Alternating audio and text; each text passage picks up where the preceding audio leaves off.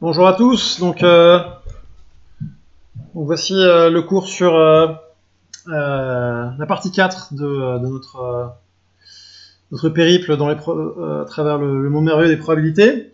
Donc aujourd'hui on va parler de loi jointe, loi conditionnelle et de dépendance entre des variables aléatoires. Donc tout d'abord un exemple, donc on a déjà parlé ensemble mardi dernier, donc il y a une semaine, pour ceux qui étaient là. Donc on dispose de deux sacs A et B, d'un grand nombre de billes, donc essentiellement d'un nombre infini de billes, et d'une pièce de monnaie. Donc, et on mène trois expériences différentes. Donc la première, c'est on lance la pièce 10 fois, et si on fait face, on met une bille dans le sac A, et si on fait pile, on met une bille dans le sac B. Ok ? Donc la deuxième expérience, ça consiste à lancer une pièce 10 fois. Si face, on met une bille dans A et une autre dans B. Ok, donc à chaque fois, donc si face, on met une bille dans chaque sac. Donc sinon, on fait rien. Et la dernière expérience, c'est de lancer une pièce 10 fois. Si face, on met une bille dans le sac A et si B, on ne fait rien. Pardon. Et on recommence ensuite avec B. Okay, donc voilà. Donc je lance une pièce 10 fois. À chaque fois ce que je fais, je mets une bille dans A, sinon je fais rien. Et après, je relance une pièce 10 fois. Et si je fais à chaque phase, je mets une bille dans B. Okay, et on note grand X, le nombre de billes dans A à l'issue de l'expérience. Grand B, le nombre de billes dans B. Grand Y, le nombre de billes dans B, et grand Z, le nombre total de billes distribuées. D'accord ? Et on s'intéresse aux lois de X, Y, Z dans le cadre de ces trois expériences. Donc dans les trois cas, X, c'est le nombre de billes dans le sac A. Donc essentiellement, dans les trois cas, le nombre de billes dans le sac A, il ne change pas. Donc c'est le nombre de succès pour une expérience de Bernoulli avec taux de succès de paramètre P. Donc vous savez bien qu'il s'agit d'une loi de binomiale de paramètres 10 et 1,5.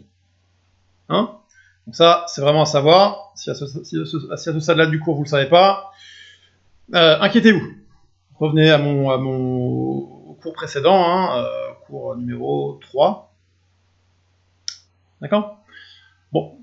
Pour B, en fait, c'est pareil. Donc, dans la première expérience, le nombre de billes dans B, donc Y, on met une bille si on fait face. Donc, B, donc Y, c'est assez clair que ça suit une loi de Bernoulli de paramètres 10, 1,5. Si on regarde que B, si on regarde que Y, on oublie ce qu'on a fait dans le sac A. Si on regarde que les billes qui sont dans le sac B, leur nombre suit une loi de Bernoulli suit une loi de binomiale de paramètres 10, 1,5. D'accord ? Bon, c'est assez facile de se convaincre dans l'expérience 2, c'est la même chose. Dans l'expérience 2, si on fait pile, on met une bille dans chaque sac. Donc en particulier, le nombre de billes qu'il va y avoir dans le sac B, ça va aussi suivre une loi binomiale de paramètres 10 et 1,5. Et ça va être la même chose pour la troisième expérience. Donc dans tous les cas, X et Y suivent une loi binomiale de paramètres 10 et 1,5. Pourtant, on a une petite dichotomie, trichotomie même, à savoir que dans la première expérience, on a X égale 10 moins Y. Bah oui, à chaque fois, on met une bille dans un des deux sacs. Donc après 10 lancés, on a mis au total 10 billes en comptant les deux sacs. Donc j'ai X plus Y égale 10, quoi qu'il arrive. Donc X égale 10 moins Y. Okay. Pourtant, notez bien que X et Y ont la même loi. Si je regarde que X ou que Y, tous les deux suivent la même loi binomiale de paramètres 10, 1,5. D'accord ? Dans la deuxième expérience, j'ai que X égale Y. Puisque à chaque lancer que je fais, je mets une bille dans chacun des sacs.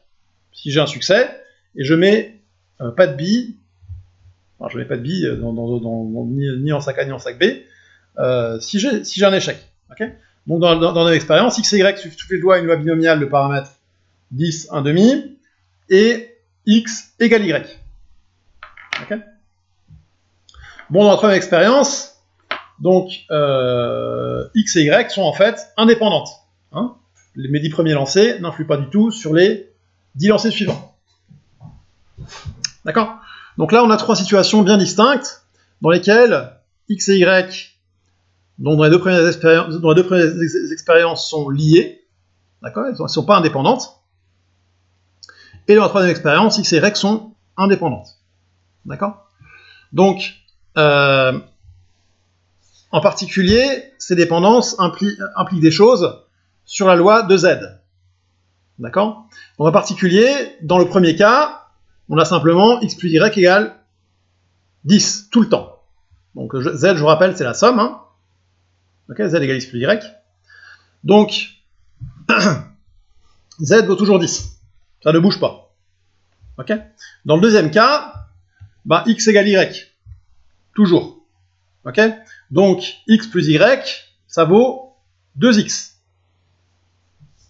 D'accord? C'est simplement 2 fois x, où x suit une loi de Bernoulli, une loi binomiale de paramètre 10 et 2. 10 et 1,5. Hein, on ne peut pas en dire grand-chose de plus. Mais en tout cas, une chose est sûre, c'est que z n'est pas égal à 10 presque sûrement. Hein, ok. Dans le troisième cas, z, c'est x plus y, où x et y sont indépendantes. Bon, et c'est assez facile de se convaincre que la somme, donc dans la propriété, hein, la somme de deux variables binomiales indépendantes suit encore une loi binomiale de paramètres, la somme n plus m. Hein, c'est la petite propriété qu'il y a en bas. Et donc dans les trois cas, la loi de z est différente, même si x et y ont la même loi. D'accord? La somme de x et de y suit une loi différente dans les trois cas, alors même que x et y suivent la même loi. Ok. Oula, je me rends compte que ça passe pas à la dernière ligne de mon truc. Là. Alors, est-ce qu'on ne peut pas descendre ça?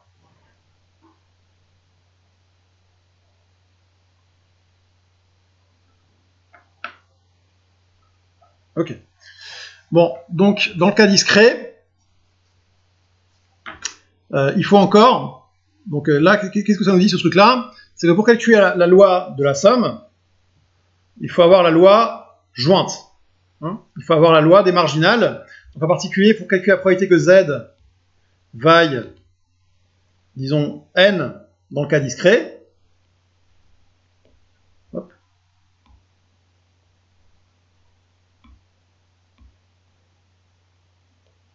n, ok, il faut calculer la somme de k égale 0 à n de la probabilité que x vaille k et y vaille n-k.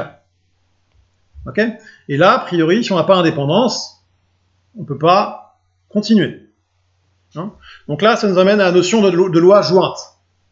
D'accord? Donc en général, la loi jointe, quand x et y sont indépendantes, ça on peut écrire que c'est probabilité de x égale k, hein, fois la probabilité que y égale n-k, et continuer le calcul. En général, il n'y a pas de raison que x et y soient indépendantes. Hein, on vient de le voir dans les deux premiers exemples. Hein. Donc, il faut introduire la notion de loi jointe. Donc ça, ça nous amène à la définition suivante. Donc on appelle couple aléatoire un couple de variables aléatoires x, y. Hein, et de manière beaucoup plus générale, on appelle un vecteur aléatoire un n-uplet de n variables aléatoires x1 jusqu'à xn. C'est simplement un vecteur aléatoire. C'est une généralisation assez naturelle de la notion de variable aléatoire réelle, hein, tout simplement. Bon, alors comme dans le cadre réel, évidemment, on a des notions qui sont très similaires. Donc, une première notion, c'est la notion de support. Donc la notion de support, hein, ça ne varie pas, c'est l'ensemble des valeurs prises par le couple x, y. Bon, alors dans la suite de ce cours, hein, je vais essentiellement me restreindre au cas d'un couple de variables aléatoires. Le cas général, hein, x1 jusqu'à xn, du vecteur aléatoire dans Rn, marche essentiellement pareil, au prix d'un plus gros effort de notation. Hein. Donc on va essentiellement se restreindre au cas du couple aléatoire. D'accord ? Donc le support d'un couple aléatoire, c'est simplement l'ensemble des valeurs prises par le couple XY. D'accord ? Bon, il n'y a pas grand-chose à ajouter à ça, donc il est simplement égal au produit cartésien Sx croix Sy. Bon, typiquement, si on a 10 lancers de dés, bon alors du coup, j'essaie de vous réécrire un petit peu la dernière ligne, la dernière ligne manque, donc bon, ça me paraît assez anecdotique comme petit défaut là, donc on va... Ah, peut-être que si je fais ça... Oh, et ben non, la dernière ligne manque toujours. Bon, ok. Donc, bon bah du coup, si je lance 2 dés, le support c'est simplement 1, 2, 3, 4, 5, 6 au carré. Donc, je pense que tout le monde comprend ça, hein. Et pareil, pour 10 lancers de dés, bon bah du coup, le support c'est simplement, évidemment... attendez, pof, comment est-ce que je fais pour écrire maintenant? Pas comme ça. Ok. Le support, dans l'exemple en dessous là, ça va simplement être 1, 2, 3, 4, 5, 6, puissance 10. Hein, le vecteur à valeur de 1, 6 et de taille 10. Facile. Alors, bon, donc on poursuit l'analogie. Tiens, j'ai déjà noté la semaine dernière, hein, tout ça. Je vais peut-être effacer les petites annotations. Donc, on poursuit l'analogie. Donc, la loi jointe d'un couple, c'est simplement la probabilité de valoir chaque élément de votre du support pour le couple XY. Okay, donc, c'est simplement la probabilité que le couple XY soit égal à petit x, petit y. La donnée de la loi d'un couple XY, c'est exactement donner l'ensemble des probabilités que grand X, grand Y vaille un point donné. Hein, alors notez bien qu'en général, hein,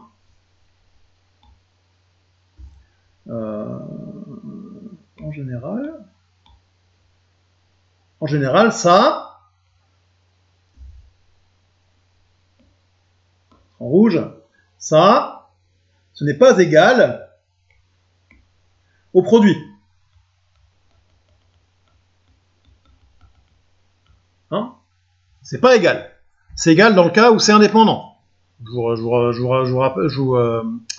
vous ramène aux exemples de l'introduction. Hein, donc a priori, la loi d'un couple, c'est différent de la loi de chacune des composantes. Hein, c'est vraiment le gros truc à retenir de ce cours, si vous voulez. Hein. Okay, on ne peut pas déduire, en général, on ne peut pas déduire la loi d'un couple de variables aléatoires à partir de la loi de chacune de ces marginales. Si vous avez compris ça, c'est déjà un gros truc. Okay, donc pour étudier la loi d'un couple de variables aléatoires XY,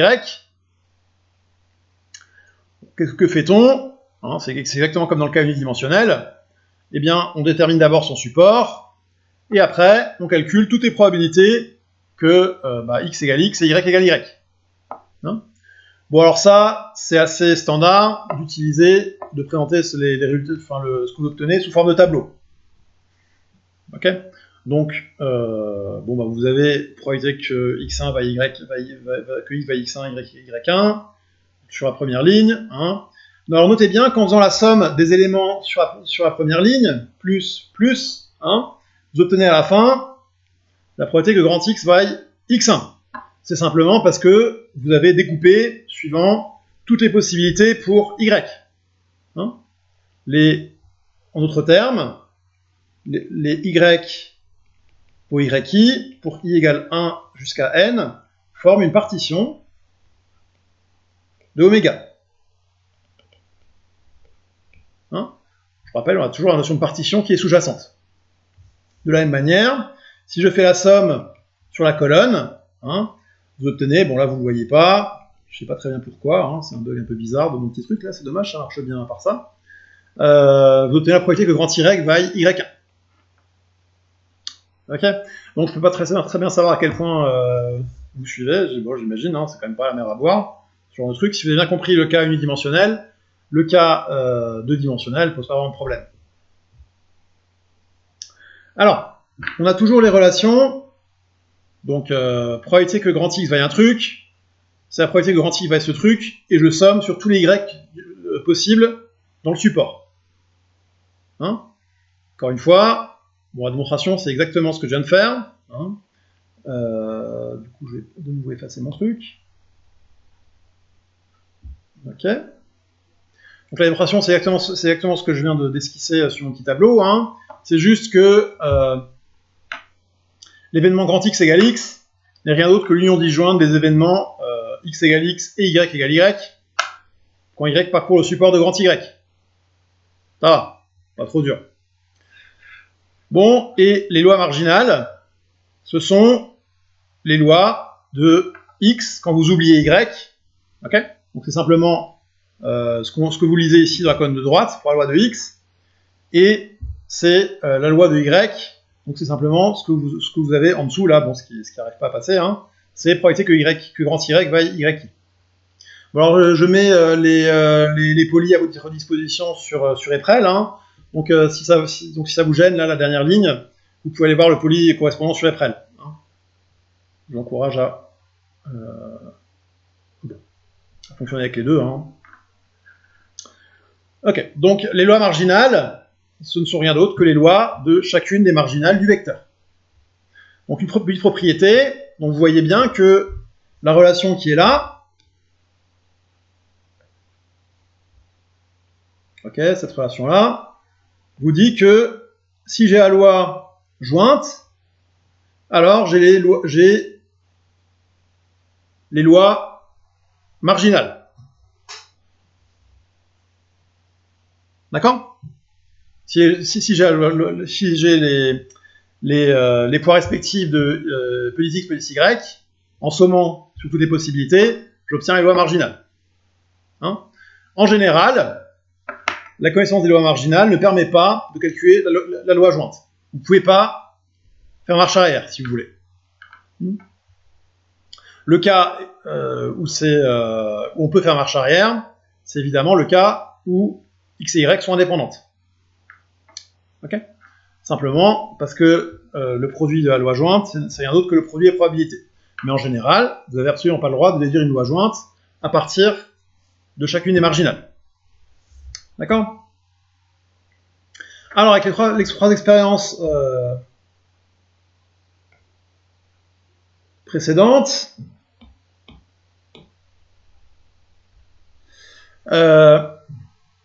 donc, on va faire seulement un seul lancer de dés, histoire de voir les choses de manière plus simple. Donc, je vous rappelle, pof. Donc, c'était quoi l'expérience 1 ? Attendez, je m'en souviens plus. C'était quoi l'expérience 1 ? C'était, on lance la pièce donc une fois. Si face, on met une bille dans A. Et si pile, on en met une dans B. Donc, c'est quoi la probabilité qu'il y ait une bille dans... qui est 0 bille dans A, c'est un demi. Qui est une bille dans A, c'est un demi. Ok. Donc là, en fait, le 0 qui est là, ça correspond à la probabilité que x vaille 0 et y vaille 0. Ok. Évidemment, soit on fait pile, soit on fait face. Donc soit il y a une bille dans le premier sac, soit il y a une bille dans le deuxième sac. Hein. Donc la probabilité qu'il n'y ait aucune bille, enfin qu'il y ait 0 bille dans le premier sac et 0 bille dans le deuxième, elle vaut 0. Ça va. La probabilité qu'il y ait une bille dans le deuxième sac et 0 bille dans le premier, bah, c'est la probabilité de faire pile. Hein. Ça, c'est la probabilité que x vaille 0, y vaille 1. Ça, c'est la probabilité de faire pile. Hein, si vous avez fait pile, vous avez mis une bille dans le deuxième sac et 0 bille dans le premier. Donc ça, c'est la probabilité de faire pile, donc ça vaut 0,5. Hein. Et bon, idem pour la deuxième ligne. Ça, c'est la probabilité que x vaille 1 y vaille 0. Ok, donc ça, c'est la probabilité de faire face. Ok, et ça, c'est la probabilité de mettre une bille dans chacun des sacs, ce qui vaut évidemment 0. D'accord, donc là, vous avez votre vecteur de votre tableau de probabilité, si vous voulez. Donc là, on a entièrement caractérisé la loi du vecteur xy. On a donné les 4 valeurs, on a donné le poids de chacune des 4 valeurs possibles. Hein, bon, alors on fait pareil pour la deuxième expérience. Donc c'est quoi la deuxième expérience? Hop. Attendez, vous l'avez peut-être sous les yeux. Moi, je vais jeter un œil. Alors, deuxième expérience, c'est on lance la pièce une fois. Si face, on met une bille dans A et une autre dans B. Sinon, on fait rien. Donc, là, soit on fait pile, et dans ce cas-là, il y a 0 et 0 pièces. Bon, enfin, il y a 0 pièces dans chacun des deux sacs. La probabilité que x vaille 0 et y vaille 0, c'est la probabilité de faire pile. Donc ça vaut un demi. Hein. Et si on fait face, on met une bille dans chacun des deux sacs. Donc là, c'est la probabilité que x vaille 1, y vaille 1, donc c'est la probabilité de face. Donc ça vaut un demi. Bon, nécessairement, hein, évidemment, pour les deux autres cas, on vaut 0. Ok. Bon, donc du coup, là, j'ai les marginales de x et de y hein, que je récupère. Donc ici, là, c'est les marginales de y. Là, je somme sur tous les y possibles. Donc là, c'est les marginales de x. Hein,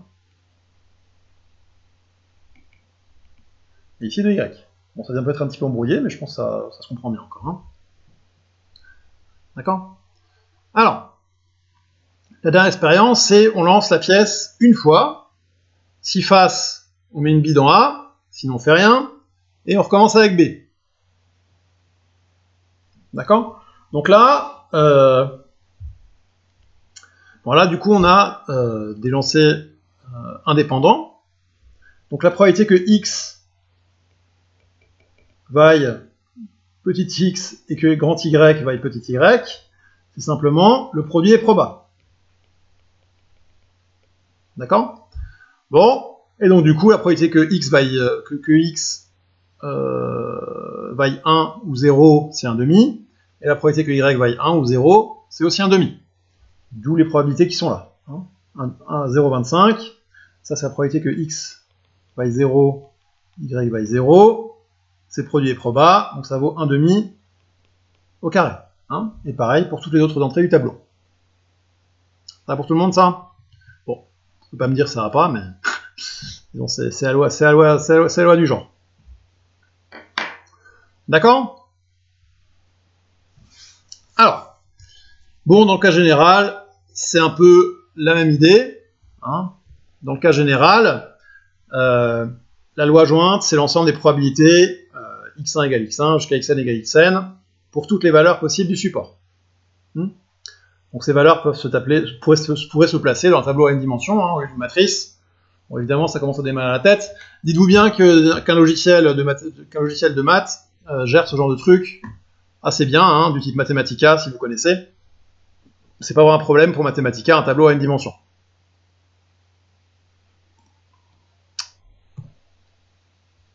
Alors, bon, bah, évidemment, on a l'analogue du théorème de transfert dans le cadre deux-dimensionnel, ça va sans dire. Donc, lorsqu'on connaît la loi jointe de xy, attention, seulement quand on connaît la loi jointe. Hein. Pour calculer l'espérance de f de xy, il faut connaître la loi jointe, c'est pareil. On ne peut pas en général la calculer comme ça. D'accord? Donc lorsqu'on connaît la loi jointe, on peut calculer l'espérance d'une fonction par cette expression-là. Hein. Simplement, bon bah voilà, hein, ça marche exactement comme le théorème du transfert unidimensionnel. Donc au lieu d'additionner sur chacun des points, des points pris par la variable aléatoire, on additionne sur chacun des valeurs possibles pour le vecteur aléatoire. Hein, ça revient exactement au même. Alors, on peut conditionner une variable aléatoire par rapport à une autre variable aléatoire. Et plus particulièrement par rapport à un événement dépendant d'une autre variable aléatoire. Hein, donc, c'est la définition suivante. Donc, je vous rappelle que la loi conditionnelle de x sachant un événement A, donc ça on l'avait déjà vu dans la loi, dans le cours précédent, hein, la loi conditionnelle de x sachant A, c'est rien d'autre que la loi de x dans la situation où A est réalisé. On peut prendre ça comme une définition. Donc dans le cas où A est discrète, la loi conditionnelle de x sachant A, c'est donné par la probabilité qui s'affiche sur votre écran, j'imagine. Hein, donc, c'est la probabilité de x égale x sachant A, c'est rien d'autre que la probabilité de x égale x inter A divisé par la probabilité de A. Bon, alors évidemment, hein, comme dans le cadre, de la probabilité conditionnelle d'un événement par rapport à un autre, il faut que la chose par rapport à laquelle on conditionne soit de probabilité non nulle. Faites gaffe, hein. C'est vraiment... faut vraiment qu'on ait ça. Hein. On ne peut pas conditionner par rapport à un événement impossible. Ça n'a pas de sens. Okay, et de la même manière, l'espérance conditionnelle sachant un événement, bah, c'est rien d'autre que l'espérance par rapport à la probabilité conditionnelle par rapport à l'événement. Hein. Donc dans le cadre où x est discrète, ça vous donne cette expression-là, hein, qui se comprend de nouveau très bien, hein, je pense que ça se passe un peu de commentaires, c'est pas quelque chose qui vous pose traditionnellement vraiment problème, ces notions de conditionnement par rapport à un événement. Hein. Ok. Alors, on peut étant donné un vecteur aléatoire, on peut bien sûr conditionner une des composantes par rapport à la valeur prise par l'autre. D'accord? Bon. Encore une fois, c'est assez intuitif. Donc, pour faire ça, je considère un y qui est dans le support de grand Y de probabilité non nulle. La probabilité que grand Y soit strictement positif, que grand Y soit égal à petit y, doit être strictement positive. Hein, attention, toujours pareil, on conditionne toujours par rapport à un événement de probabilité non nulle. Bon, alors la loi de grand X sachant l'événement grand Y égale petit y n'est rien d'autre que cette chose-là, hein, la donnée des grand X égale X sachant grand Y égale petit y. Et l'espérance, c'est rien d'autre que l'espérance conditionnelle de X par rapport à la loi grand Y, par rapport à la loi conditionnelle grand Y égale petit y. Okay, il n'y a pas vraiment de surprise avec cette expression, hein, j'imagine que personne n'est vraiment surpris.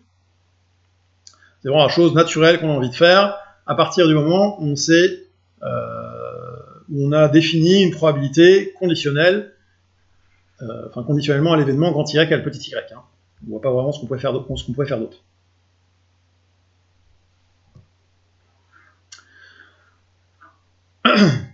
Donc, toujours pareil, hein, vous avez un petit peu les mêmes relations que vous aviez dans le cadre loi conditionnelle par rapport à un événement.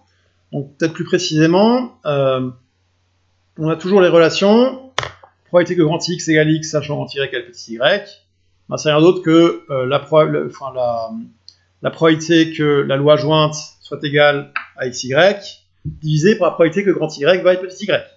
Hein, et d'après les probabilités totales, on retrouve la chose que je vous avais qu'on avait déjà observé sur le tableau ou sur les marginales, hein, à savoir que la probabilité que grand X soit égal à petit x, si vous connaissez la loi conditionnelle par rapport à grand Y, vous en tirez. Hein, vous sommez simplement sur toutes les possibilités pour petit y dans le support de grand Y. Bon, encore une fois, ça c'est vraiment des choses très faciles, hein, j'espère que tout le monde est à l'aise avec ça. Il n'y a vraiment pas de piège avec les notions de vecteurs aléatoires. Donc, alors,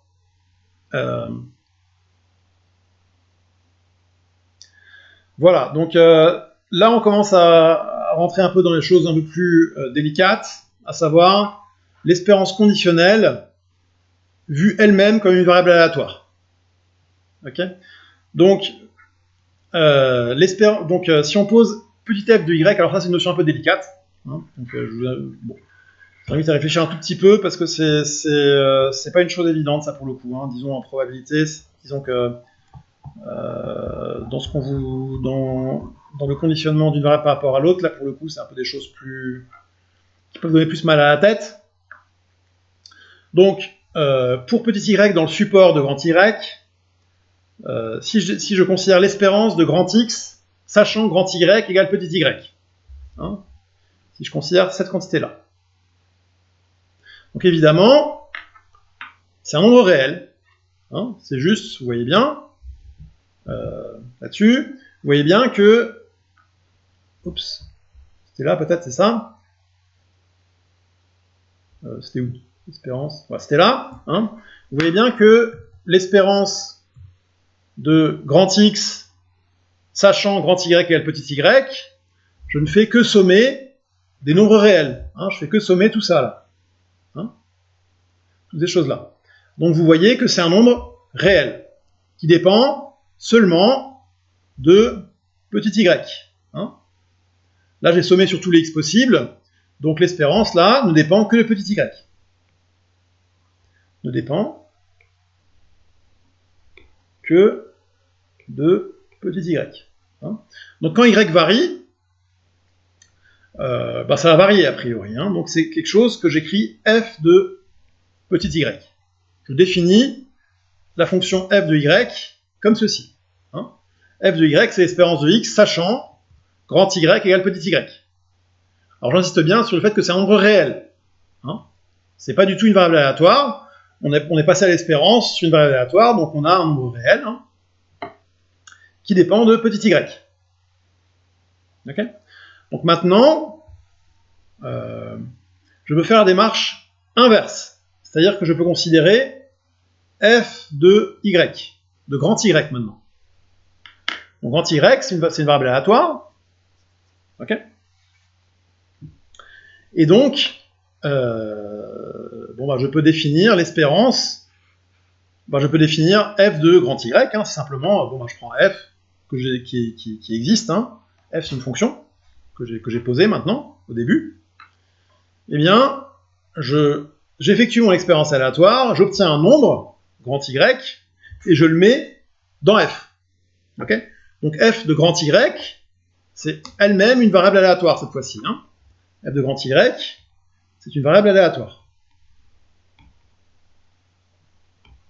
Donc là, c'est une notion assez qui est un peu mal à la tête. Hein. D'accord. Bon, c'est comme ça.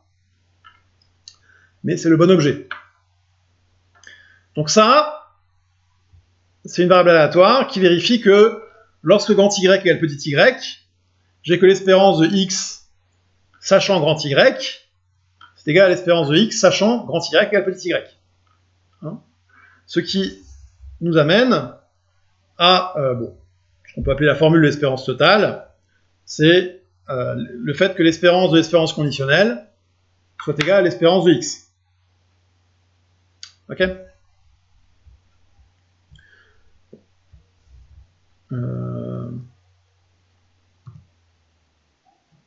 Encore une fois, l'espérance conditionnelle, c'est pas forcément quelque chose avec quoi je vais beaucoup vous embêter. Hein. Simplement, sachez que ça existe.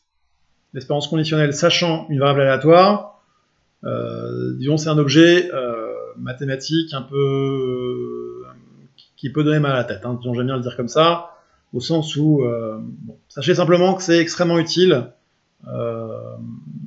dès lors qu'on fait des probabilités un petit peu avancées. Disons-le comme ça. Hein.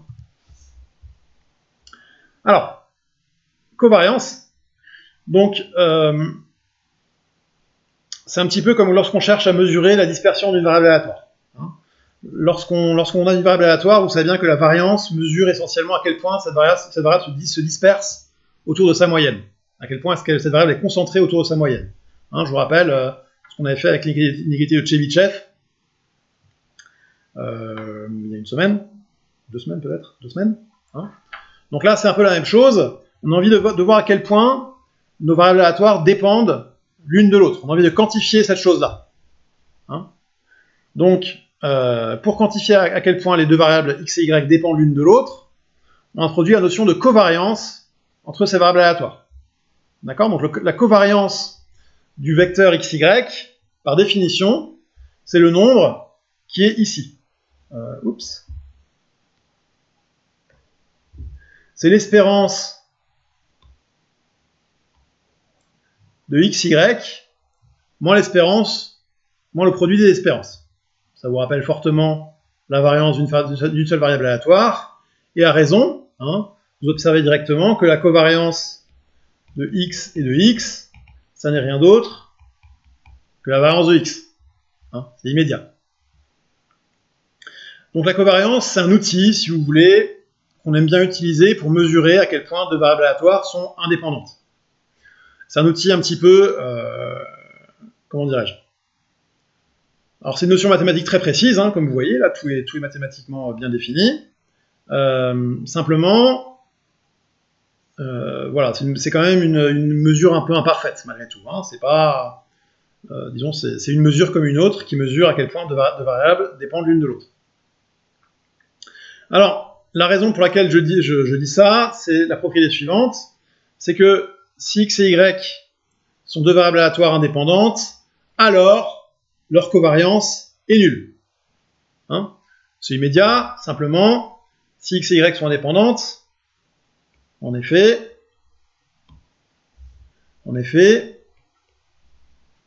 x indépendant de y implique l'espérance de xy égale l'espérance de x fois l'espérance de y. Hein, si deux variables sont indépendantes, l'espérance de leur produit, c'est le produit de leur espérance. Et donc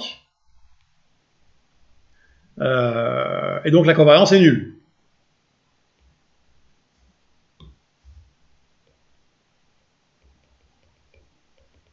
Hein, ça se voit directement. Alors attention, tête de mort, hein, donc ça c'est le plus grand classique des provages, je pense. Hein, tête de mort. La réciproque est fausse en général. C'est pas parce que la covariance de deux variables aléatoires est nulle qu'elles sont indépendantes. Hein, on peut facilement construire des contre-exemples, on en verra en TD. Ok? Alors, comment montre-t-on, comment est-ce qu'on utilise la covariance? Donc une propriété importante de la covariance, c'est la chose suivante, c'est que la valeur absolue de la covariance, c'est toujours inférieur ou égal au produit des écarts-types. Hein, donc ça c'est une jolie démonstration, donc celle-ci, j'aimerais bien que vous la connaissiez, simplement parce qu'elle est assez représentative de l'inégalité de ce qu'on appelle Cauchy-Schwarz. Ok. Donc l'inégalité de Cauchy-Schwarz vous donne que l'espérance du produit xy est inférieure ou égale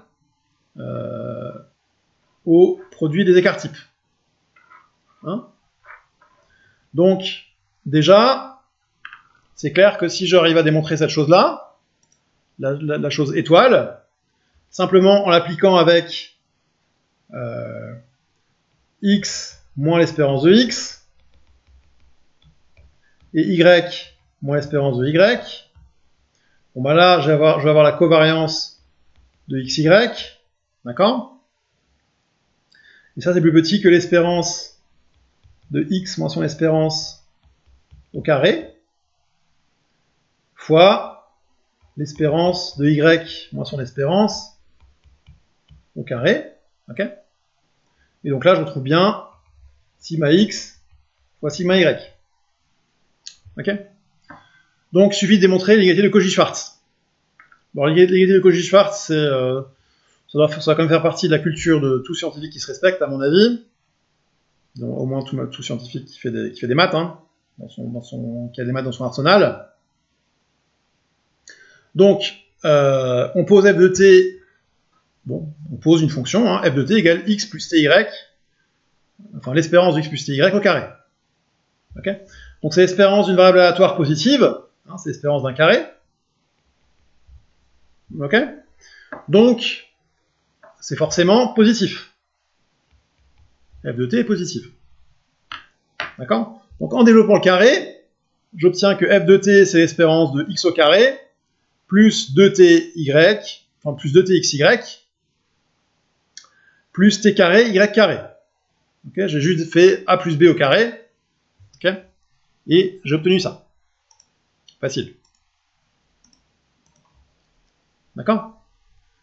Bon, donc, ça, cette chose-là, j'en choue la couleur en fait, c'est marrant. Ok. Donc cette chose-là ici, je la vois comme un polynôme du second degré en t. Et je sais que ce polynôme du second degré, bah, il est toujours positif. D'accord? Parce que c'est l'espérance d'un truc au carré. Donc, comme le polynôme est toujours positif, vous savez que son discriminant est négatif. Il n'y a pas de racine. Ou il y a au plus une racine, disons. Donc le discriminant est négatif ou nul. Donc dire que le discriminant est négatif ou nul, donc ici A, donc C, ça vaut espérance de x au carré, B, ça vaut 2 espérances de xy, et A, ça vaut espérance de y au carré. Hein. A, il est là, B, il est là, hein. D'accord? Donc du coup, ça me donne que ça, là, discriminant négatif, ça me donne que donc b carré, c'est 4 espérances de xy au carré. Ok? Ça, c'est plus petit que 4ac, donc 4, fois a, c'est espérance de x au carré, fois b, qui est espérance de y au carré. Ok? Donc je simplifie par 4, ça donne l'espérance, et je passe à la racine, donc l'espérance de xy, inférieur ou égal à la racine de espérance de x au carré, fois espérance de y au carré. Hein? Bon, c'est une petite démonstration un petit peu, c'est là que je tiens à ce que vous la sachiez, parce qu'elle est très universelle, disons. Hein. Elle sert dans tout un tas de domaines des maths différents. Donc du coup, ça nous permet, enfin ça nous amène à définir la notion de corrélation entre deux variables aléatoires. Donc souvenez-vous, hein, on avait un petit peu la même... non, on n'avait pas la même notion pour une seule variable aléatoire. Là, c'est un peu nouveau. Donc, la corrélation d'une variable aléatoire, ce n'est rien d'autre que, par définition, hein, c'est la covariance divisée par le produit des écarts-types. C'est une définition. Hein. C'est la covariance divisée par le produit des écarts-types. Alors je vous rappelle qu'on avait que la covariance était inférieure ou égale au produit des écarts-types. Hein. Donc c'est un nombre qui est toujours compris entre -1 et 1. D'après cette chose-là. D'après la propriété qui est là. Hein. La valeur absolue de la covariance est toujours plus petit que le produit des écarts-types. Okay, donc ça me dit que la corrélation appartient à l'intervalle -1, 1. Ok. Bon, alors une petite propriété en lien avec la covariance, c'est simplement que si vous développez la variance de ax plus by, c'est à peu près immédiat de voir que c'est la chose que vous obtenez à droite. Hein. Bon, c'est un petit calcul un peu pénible, mais qui se fait bien. D'accord? Donc vous retrouvez que si a égale 1, b égale 1 et que x, y sont indépendantes, vous trouvez que la variance de la somme, c'est la somme des variances. Un résultat que vous connaissez bien.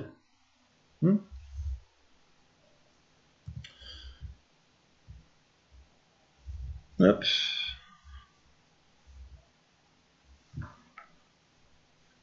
Donc, de manière plus générale, pour un vecteur aléatoire,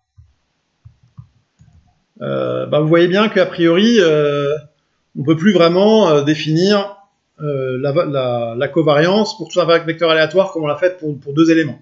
Donc qu'est-ce qu'on fait? Eh bien, on remplace la covariance par la matrice de variance-covariance. Ça s'appelle comme ça. Hein. C'est une matrice dont les entrées sont données, donc j'imagine que vous connaissez les matrices, hein. Vous avez vu l'an dernier. Donc, c'est une matrice où l'on remplace, où chacun des coefficients, donc le coefficient IJ, est donné par la covariance de XI, XJ. Ok? Bon. Alors, c'est immédiat que la covariance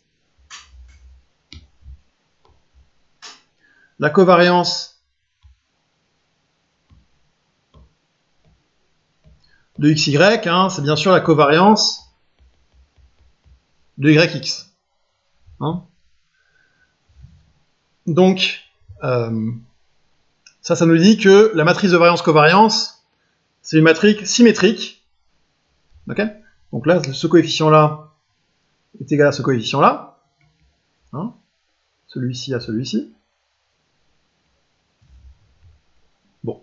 Et ça, bon, alors là, il y a un résultat que j'utilise. Je ne sais pas forcément si vous le voyez encore, si vous l'avez vu, je pense pas, pour être tout à fait honnête. Hein? Donc bon, prenez-le un petit peu à titre culturel, disons. Donc là, le fait qu'elle soit symétrique, ça implique qu'elle est diagonalisable. Donc que signifie diagonalisable? Vous ne savez pas vraiment, disons que c'est une propriété importante sur les matrices. D'accord? En gros, on peut réduire la matrice, on peut réduire la matrice en effectuant un changement de base ad hoc, on peut l'écrire sous forme diagonale. Bon, et ça amène à quelque chose d'important, hein, que vous serez forcément amené à côtoyer si vous faites de l'informatique du type Big Data, ce qu'on appelle l'analyse par composante principale. Donc, quelles sont les composantes principales de cette matrice? Ce ne sont rien d'autre que les vecteurs propres associés aux plus grandes valeurs propres. Encore une fois, vecteur propre, valeur propre, vous ne connaissez pas. Bon. C'est comme ça. Disons qu'en gros, ça vous permet d'analyser cette matrice et d'en déduire les composantes importantes. Ok, bon, je suis désolé de rester un petit peu vague comme ça, mais là, il y a tout un arsenal théorique qui vous manque. Hein. Bon, de la même manière, on peut définir l'espérance d'un vecteur. C'est simplement, on calcule l'espérance de chacune de ses composantes et on la met sous forme d'un vecteur. Ok. Et bon, en effectuant les produits matriciels qui sont sur votre écran, hein, donc on multiplie x par la transposée, on obtient la matrice x1 carré, x1, x2, ainsi de suite. Ça, c'est un petit calcul que je vous invite à faire, histoire de vous remettre un petit peu à jour sur vos produits de matrice. Pas forcément quelque chose avec quoi vous êtes si familier que ça. Et donc on obtient que l'espérance de x fois sa transposée, c'est rien d'autre que l'espérance de la grande matrice qui est là. Hein. Et on peut écrire la matrice de variance-covariance en fonction du vecteur colonne x sous la forme que vous voyez là. Ça c'est un petit peu culturel, disons. Hein. Bon, faut l'avoir en tête. Hein. Disons que si vous voulez, la matrice de variance-covariance, ça c'est quelque chose qui montre que elle ne dépend que de la loi de grand X tout entière. Hein. Pas de la loi des composantes, ce qui n'est pas forcément évident à la base. Ok. Bon, donc ça conclut ce chapitre hein, sur la loi jointe. Alors j'espère que le format vous convient. Bon, alors c'est pas forcément terrible, j'en ai conscience, hein. Mais bon, on fait contre mauvaise fortune bon cœur. Alors vos commentaires sur le forum d'Eprel sont plus que bienvenus. Hein. C'est un peu la première fois que je fais un cours comme ça. En particulier, dites-moi si je vais trop vite, trop lentement. Bon là, c'est un petit peu exprès que je ne mets pas forcément énormément de démonstrations. Hein. Vous en faites pas, on fera ETD sur ces notions. Quoi d'autre? Bon, je pense que là, j'ai fait un peu le tour. Bon, je pense que ça fait le job. Donc, encore une fois, hein, essayez d'être actif sur le forum Eprel, de me dire ce qui va pas là avec cette vidéo. Hein. Bon, je crois que je vais m'arrêter là. Donc, voilà.